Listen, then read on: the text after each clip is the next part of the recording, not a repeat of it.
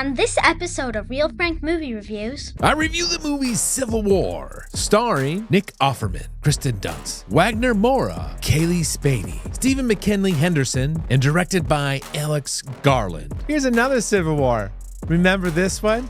Or how about this Civil War? Captain America, in his selfish ways, almost destroyed the Avengers. Thank you, Iron Man. Does Civil War have the balls to go full war mode? Or do they chicken out? We're going to break this movie down and give this thing an overall score. All that coming up next. Real Frank.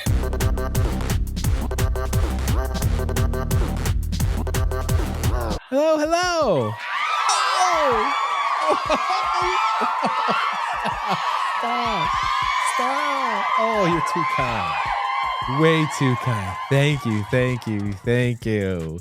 Let's take a look at the movie Civil War. The movie's about a journey across a dystopian future America. A civil war has engulfed the United States. A team of military-embedded journalists race against time to reach D.C. before rebel fractions descend upon the White House and attempt to interview the isolated president before the 4th of July, when Western forces led by Texas and California may make their final push for the Capitol.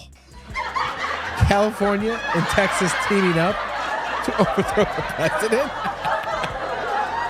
It's like oil and vinegar. Kristen Dunst plays a veteran reporter who's photographed and documented many wars and exceptional events in American history. Very well known within the industry. And she comes across while covering, it looks like some sort of riots, and saves this girl. Her name is Jessie, who she ends up finding is a big fan of Lee and can't believe she's been saved by Lee. Jessie also wants to be a photojournalist just like her. So Lee's working with her partner Joel, and Joel and Lee have a big ambition of trying to interview the president before he's overthrown.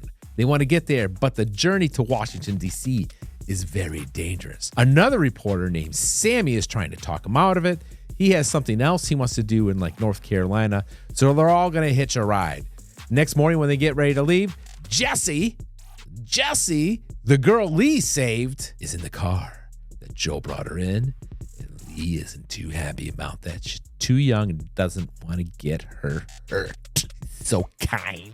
Nick Offerman plays the President of the United States. Can you imagine if Nick was really the President of the United States? The group is out there documenting the war, so they follow specific groups they come across. In this particular scene, they come across a militia group that are trying to take on some soldiers, and there's a battle going on, and they're following them, documented with photos. Now, the way it's filmed and shot is very exciting and very well done. There's little clips of photos being taken while the movie's being filmed. It's just done so well. And the tension that this movie generates is exceptional. And the sound, if you see it in a movie theater, there's a couple of jump scare sounds from guns going off that you do not expect. If you watch enough movies, Hollywood does a lot of foreshadowing. Like there's an intent use of specific colors. In this scene, Jessie, you'll notice, is wearing a blue helmet, a white shirt, while Joe is wearing a dark helmet in darker colors. Kind of indicate who's the rookie and who's the veteran. Remember this? The song by Guns N' Roses, Civil War? It's like 8 minutes long or something.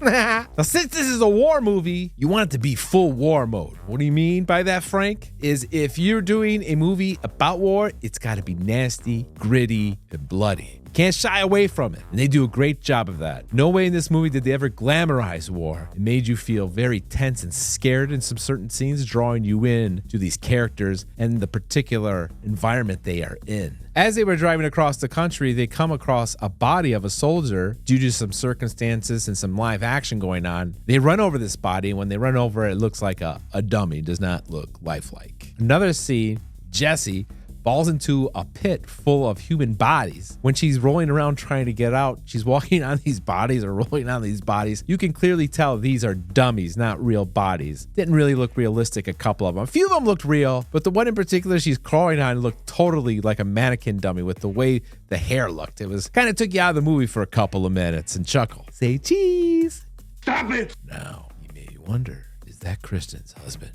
Jessie? It is. He plays a creepy guy, and what makes him even creepier are these red sunglasses.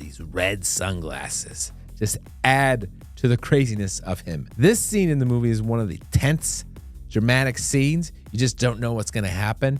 and the tension is real. I wonder if Kristen and Jesse fought after, like, you were scaring me, Jesse, with how violent you were. I imagine she's looking out this window thinking, oh, yes, I'm definitely going to get an Oscar for this role. The cinematography, camera angles, sound, you can tell were really thought out and really pulled you into the movie. Here's a perfect example of one scene where there's some lighting reflecting off her in the distance. They did such a great job. Look, they're on a road trip. In this movie, if you want to get into all those places where there's tons of security, all you need is a pressed bulletproof vest, a pressed helmet, and a pressed car that has press written on it. They do a good job not having the audience focus on the political message, more or less these journalists documenting a war. And they do a good job of making it really feel like a war movie. Full war mode. Overall, I give this movie an 8.3. Now you may ask,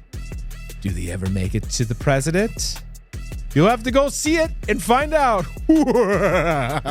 Overall, I give it an 8.3. Until next time, thanks for watching. I'm taking shots to the heat. Now I can feel it in my teeth. I feel the lyrics start to seep.